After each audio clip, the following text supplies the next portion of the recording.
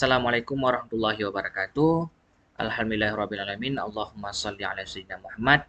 Kembali lagi bersama saya Juli Sani. Pada kesempatan kali ini saya akan membahas terkait dengan e-raport, gitu ya. Jadi pada pembahasan kali ini bagi Bapak Ibu yang sudah melewati pengisian beberapa tahun, ini merupakan video untuk pengingat saja.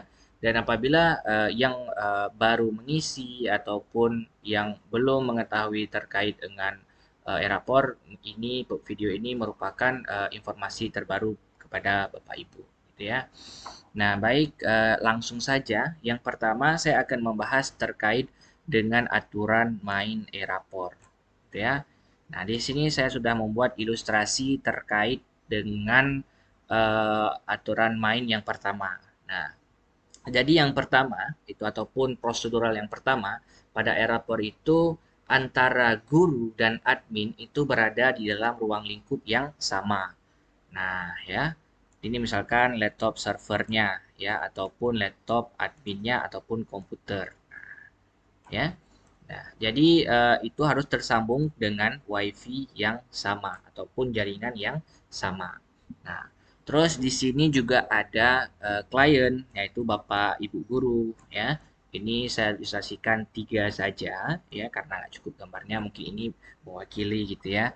Nah, jadi komputer klien dengan server itu berada dalam ruang lingkup yang sama dan WiFi yang sama. Nah, jadi dapat dipahami ya. Nah, jadi pada saat pengisian itu admin memberikan link ya. Yang link itu bisa saja berubah sewaktu-waktu. Nah, dikarenakan apa namanya perubahan IP pada jaringannya gitu ya. Nah, jadi jangan mengira bahwa kok link berubah-berubah ya, emang seperti itu ya. Jadi Bapak Ibu semuanya kalau sudah masuk ke dalam menjadi admin e-rapor itu pasti mengetahui. Oke. Nah, itu aturan main yang pertama. Dan aturan main yang kedua, ya. Aturan main yang kedua itu, nah ini dia aturan main yang kedua. Nah, itu antara server, aturan antara admin dengan para guru ataupun klien itu berada di ruang yang berbeda, ya. Misalkan ada satu yang di kampung, ada yang di kedai kopi, ada yang di rumah dan lain sebagainya, gitu ya. Jadi di ruang di apa nah di tempat dan waktu yang berbeda. Nah, oke. Okay. Lalu untuk mengisi e-rapor itu harus memakai bantuan pihak ketiga ya kalau kita berada di tempat yang terpisah. Nah, oke ini kita contohkan dulu. Ini merupakan laptop server ataupun laptop admin ataupun komputer admin. Lalu dia akan tersambung dengan WiFi atau jaringannya sendiri. Nah, lalu dia setting, lalu dia akan ini apa namanya membuat settingan kepada web uh, Grok ya Grok. Nah, jadi webnya itu seperti ini dia. Mana dia? Nah, ini dia webnya ke sini. Kita setting dulu ke sini sehingga apa namanya ini merupakan perantara antara admin dengan klien antara apa namanya adminnya dengan guru ya yang berada di berbeda daerah ya ataupun berbeda tempat. Nah, jadi sesudah disetting, barulah dibagikan link ke klien ataupun guru. Nah, sehingga guru tersebut dapat membuka e-rapor. Dan guru tersebut kan dia mempunyai jaringannya sendiri. Jaringan A, jaringan B, dan jaringan C. Nah, bukan dengan jaringan yang sama. Ya, ingat bukan jaringan yang sama. Jadi yang pertama ada jaringan yang sama, yang kedua juga ada yang jaringannya yang tidak sama. Nah, oke, mungkin itu dapat dipahami ya terkait tentang prosedur pengisian e-rapor.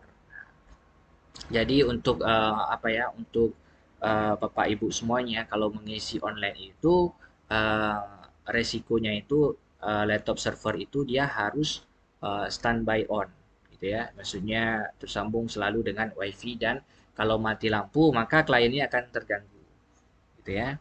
Nah, dan juga misalkan server ini sudah mati, lalu misalkan hari ini kan sudah disetting nih.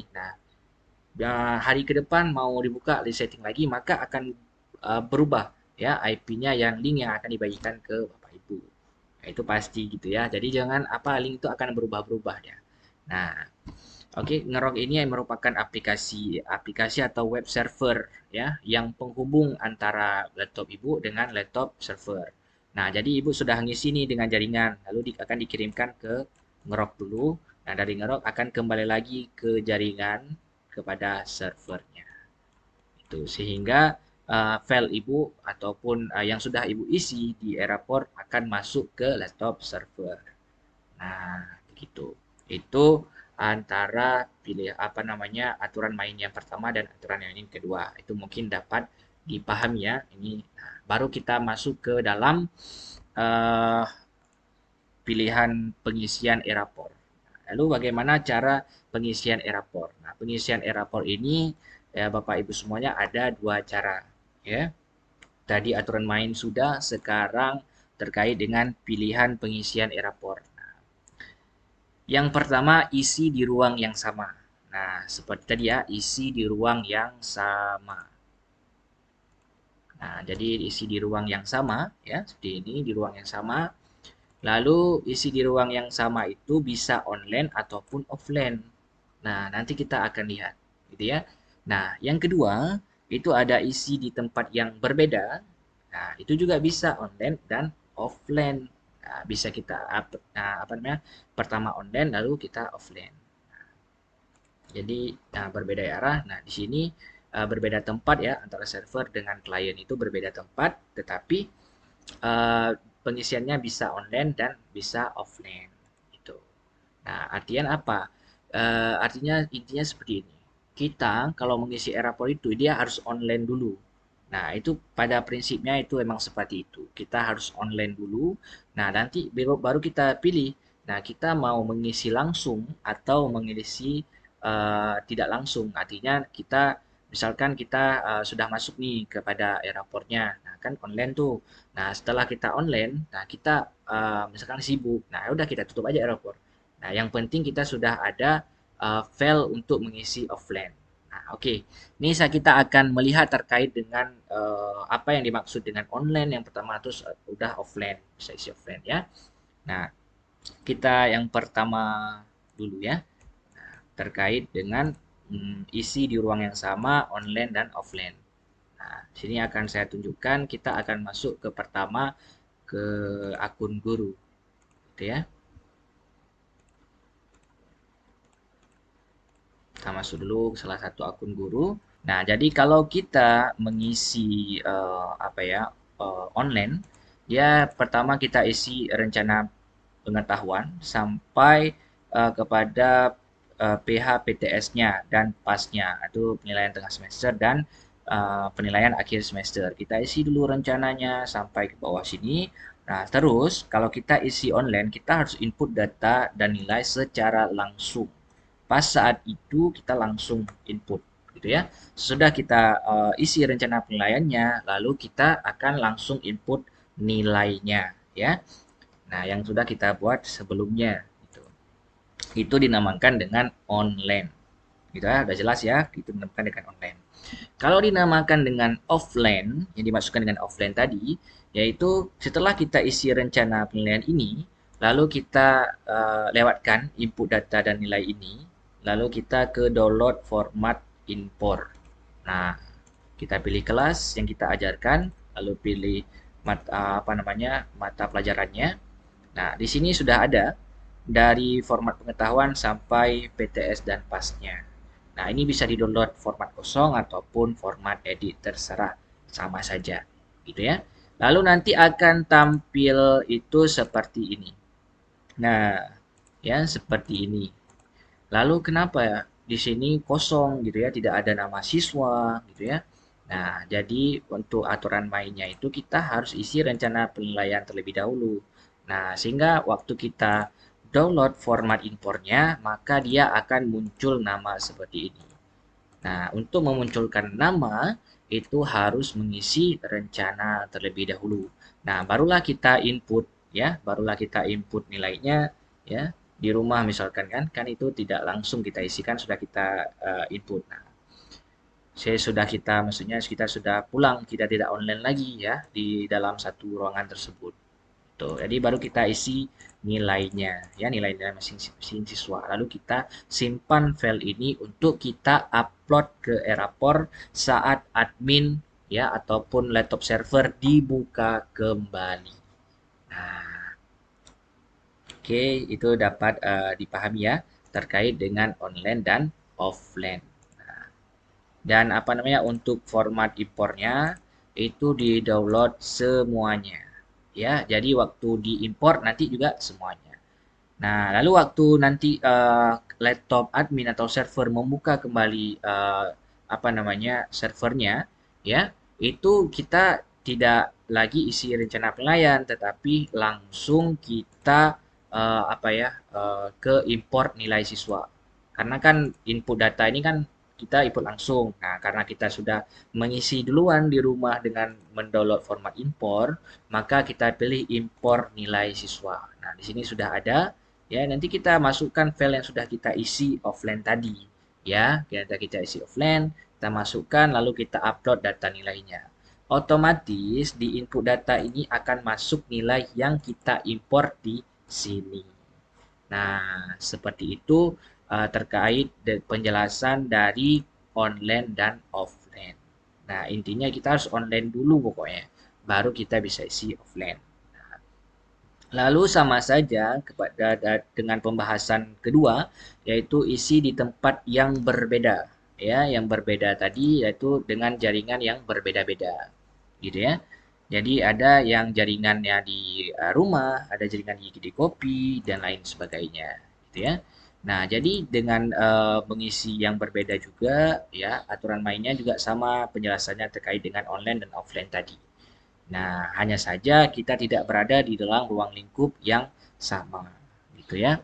Nah, terus apa namanya, kalau mengisi online itu juga ada beberapa resiko ya terkait tentang pengisian tersebut.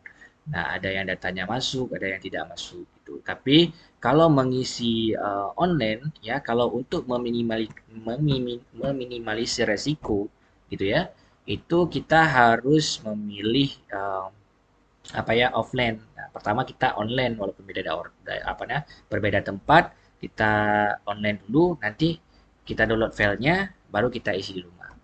Nah, nanti misalkan kalau kita input langsung, takutnya servernya di rumah apa adminnya mati gitu ya, sehingga kita kirim nilai itu tidak masuk. Nah, sehingga kita udah close nih, udah close di apa namanya di rumah kita itu udah close kita.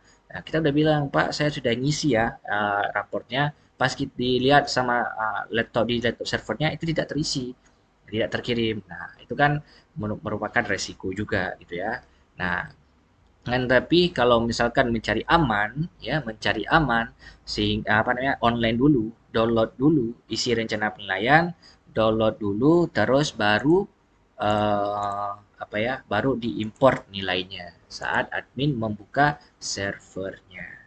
Nah, begitu. Mudah bukan isi raportnya. Nah, jadi apa namanya?